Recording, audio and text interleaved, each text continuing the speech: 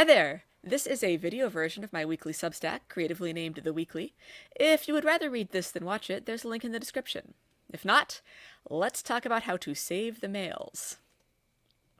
This incredible article on Christian masculinity by Michael Witkopf was Gab's post of the day on December 10th. Gab, if you did not know, is what would happen if Facebook and Twitter had a baby, but the baby didn't work very well and was also racist. Just look at that featured image.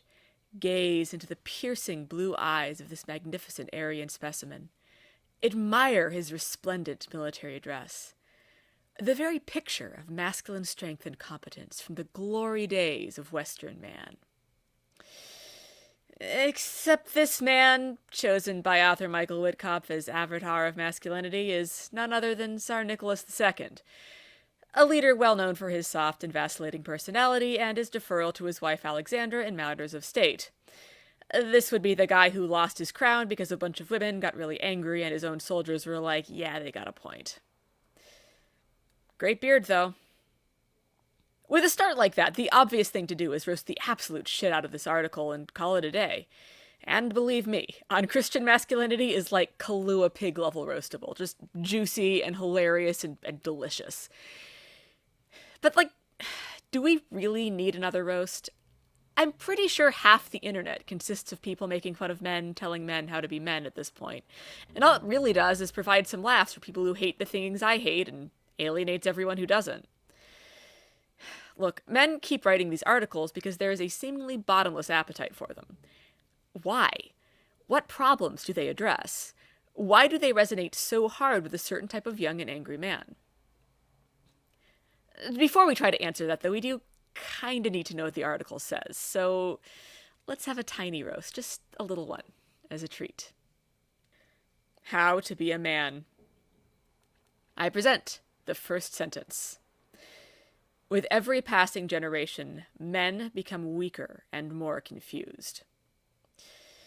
Witkopf holds this absolute banger of an opening to be self-evident, that all men are created weak and confused, that they are endowed by their society with certain unalienable problems. Among these are low testosterone, single mothers, and female school teachers. It's okay, though. Witkopf is going to teach us how to reclaim masculinity using the power of Scripture. Now, this is no easy task. After all, gender is a very complicated thing. What precisely is the masculine? Where did it come from? How do we parse the myriad contradictions inherent in the concept in beards? The answer is beards. Hygiene generally is suspect, as it turns out, but razors are especially problematic. The beard signifies the courageous, said St. Augustine. The Apostolic Confessions command, you shall not mar your beards. Clement of Alexandria, however, really goes all out. For one who is a man to comb himself and shave himself with a razor, for the sake of fine effect, and to arrange his hair at the looking-glass, to shave his cheeks, pluck hairs out of them, and smooth them. How womanly. Turns out a major bulwark separating the genders is a razor and some shaving cream. No wonder gender fluidity is a thing. Now, you might be wondering, what does this mean for men who can't grow facial hair? And unfortunately, Witkopf doesn't get into it. I reached out to him on Gab and asked, if I find out, you'll be the first to know. Order, obedience, and authority. It is, of course, not enough to simply have a glorious beard. One must also act like a man. But Witkopf isn't like those other self-help guys. He's not one of those hedonistic Nietzschean materialists from the pickup artist scene. And he's not entirely wrong to say so. A lot of pickup artist and manosphere-based ideas about masculinity center around the acquisition of stuff, mostly money, cars, and women. The alpha male and the successful capitalist are indistinguishable. The manosphere exists entirely within the status quo. Say what you want about Christian masculinity, the thing it advocates is not the status quo. Now, Witkopf says none of that stuff about capitalism, obviously. Instead, he just points out that this kind of hedonism does not center God, and then does what every other right-wing self-help guru does eventually, advocate for rigid, patriarchal authoritarianism. As a Christian, Witkopf's authoritarianism features God at the top, men in submission to God, and women in submission to man. Simply fit yourself properly into this paradigm, grow a luscious beard, and find yourself the manliest of men. Depressingly predictable, boring as hell. Whatever the problem, whatever the presentation, authoritarianism is always the far-right solution eventually. More hierarchy, more structure, a place for everyone and everyone in their place. Obey the people above you, control the ones below. It's hard to blame them for sticking with a winning formula, though. Authoritarianism has incredible appeal. Why? A spiritual crisis. Let's go back and read that first sentence one more time. With every passing generation, men become weaker and more confused. We are so used to rhetoric like that on the right that we no longer register how profoundly strange it is to feel that way about oneself. Try it with some other groups. Watch what happens. With every passing generation, women become weaker and more confused. With every passing generation, black people become weaker and more confused. I enjoyed saying neither of those sentences, and I suspect neither group in question enjoyed hearing them. As a woman, my reaction to an article that started with such a sentence would not be, "Tell me more," but instead, "We're done here. Goodbye. Fuck off." Young men, however, line up around the block to hear that shit about themselves. I mean this literally. I have personally stood in a line that wrapped around a city block to hear Jordan Peterson speak. Peterson is the most infamous self-help grifter of our age, but he's far from the only one. And none of these grifts work without a large pool of unhappy customers filled to the brim with self-hatred and insecurity. This is a very sad thing. It is both tragic and disturbing that an enormous number of young men feel this awful about themselves and their future. Jordan Peterson and Michael Witkoff cannot solve this problem, but it is a big problem. The knee-jerk reaction of most left-of-centers to this kind of white male angst is a big eye roll and a jerking off motion. Oh, look, the white men are sad. The most privileged group in America feels unfulfilled. Read the fucking room, guys. The American legal system is essentially a meat grinder for black men.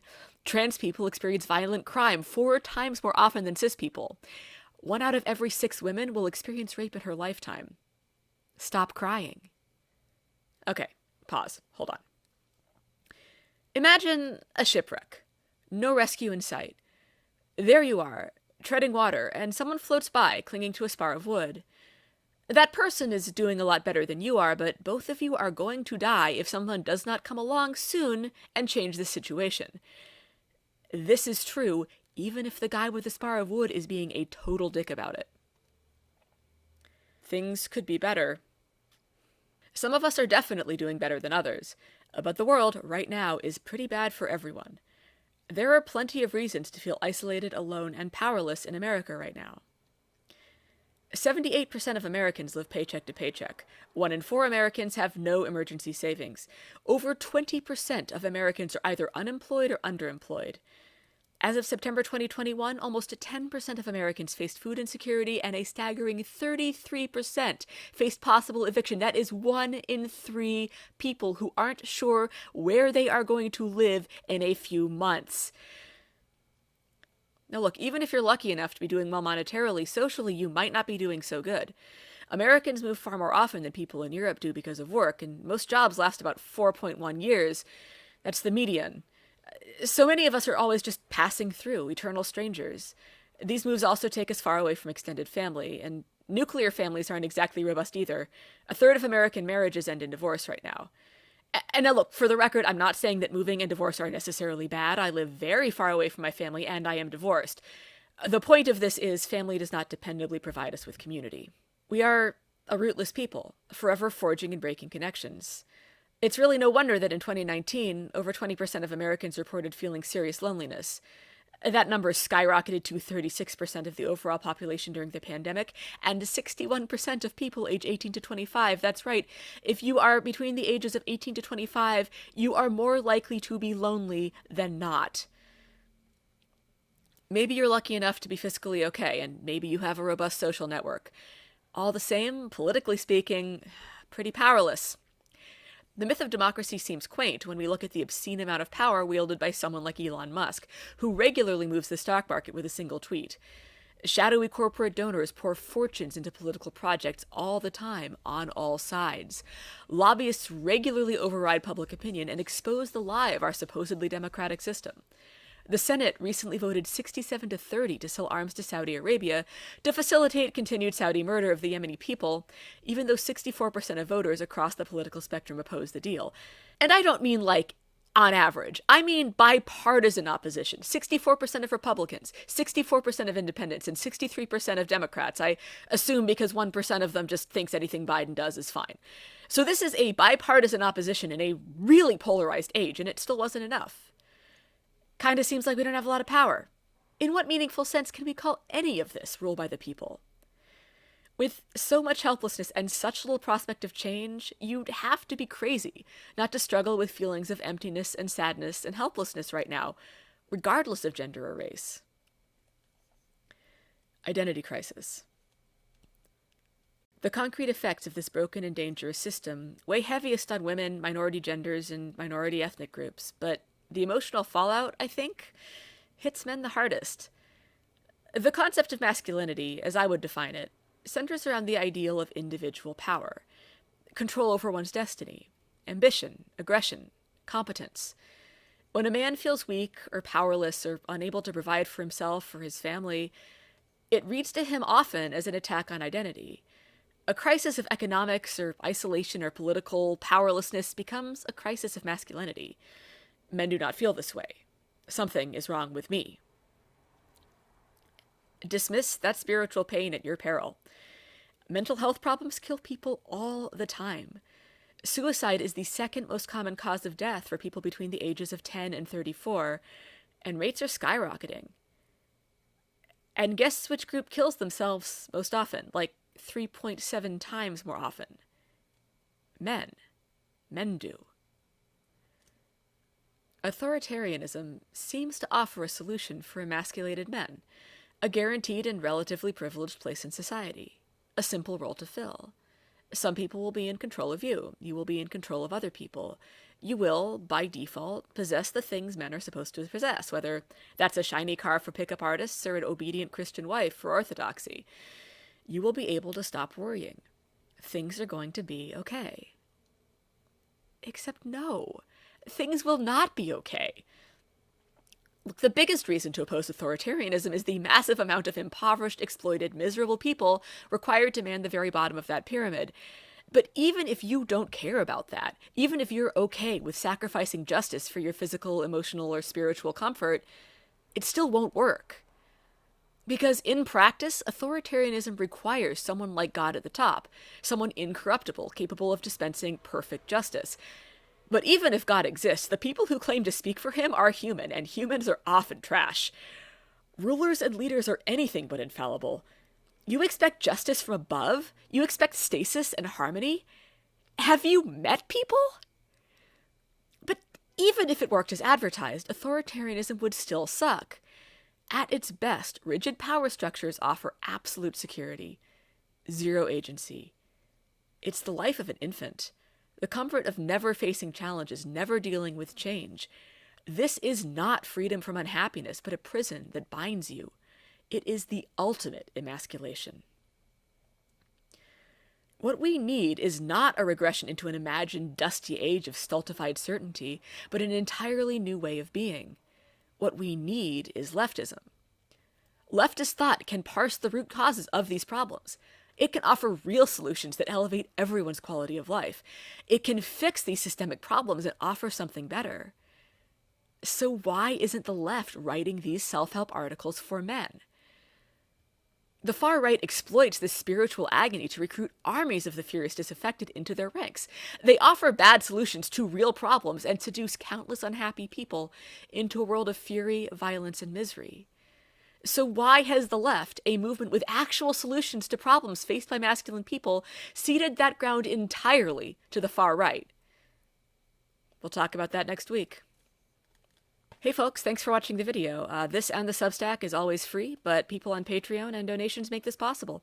I'd like to especially thank Carl Hanna, Sue Seifert, Stephen Swan, Jordan Jackson, Greg Bell, Tina Kolpolowski, Sandra Elliott, Shaved Ice, Frederick Keating, Michael Mataluni, Paul, Singing in the Raining Indictments, Soren, Jules Taylor, Blair Newport, Walker Brown, The Secret Chicken, Stan Stalk, Alexander Krigsman, Melissa Murphy, Ginger Nealon, Jennifer Johnson Bearless, Brian Tajudeen, Gentira Lert, Clint Alter, Clark Andrew Kent, Kristen Bott, Brent Schrook, Brian Covey, Alexandria Schneider, Polly, Nathan Zilka, Dome, Caitlin Johnson, Heather, Zeke, Ted Timmons, Lindsay, Alex Glowowski, Joey Reinsch, Mr. Zarok, Ben Begley, Tiffany Vu, Marone, George Stacco, Elizabeth Brosa, Ray Ribbs, Marvelicious, Raina Terror, and Julian.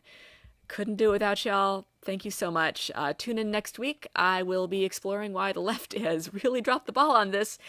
And have a wonderful holiday, whatever it is you're doing. I hope it's full of good food and whatever family or chosen family makes you the happiest. Bye.